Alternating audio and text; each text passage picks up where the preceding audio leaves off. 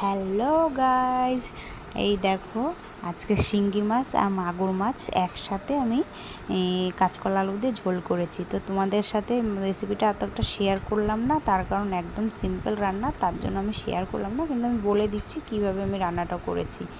প্রথমে কড়াইতে তেল দিয়ে তারপর মাগুর মাছগুলোকে ভেজে নিয়েছি লবণ আর হলুদ দিয়ে। তারপর মাছটাকে তুলে আবার তেলের মধ্যে দিয়ে দিয়েছিলাম কালো জিরে আর একটা শুকনো লঙ্কা 2 খণ্ড করে দিয়েছি ফোড়নে দেওয়ার পরে তারপরে দিয়ে দিয়েছি ভালো করে কেটে ধুয়ে রাখা কাঁচকলা আলুটা দিয়ে আবার একটু ভাজা ভাজা করতে করতে দিয়ে দিয়েছিলাম স্বাদ অনুযায়ী লবণ আর 1 চিমটি হলুদ দিয়েছি। খুব একটা হলুদ দিইনি, তাই তরকারির কালারটা দেখেই বুঝতে পারছো একদম হালকা কালার হয়েছে, যেহেতু এটা একদম হালকা পাতলাই ঝোল করেছি। তো দেওয়ার পর ভালো করে ভাজাভাজি করে দিয়ে দিয়েছি জল দেওয়ার পর কি করেছি, তারপর জলটা যখন ফুটে এসছে তখন দিয়ে দিয়েছি মাগুর মাছ আর শিঙ্গি মাছগুলো ভেজে রাখা।